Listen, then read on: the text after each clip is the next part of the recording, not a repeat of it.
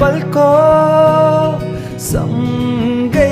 नहोला हामी तर साथ सधैँभरको सम्झना बाँकी छ हाम्रा ती पलको सँगै नहोला हामी तर साथ सधैँभरको धेरै दिनबाट यहाँ शून्यता कालो बादल छाएको जस्तो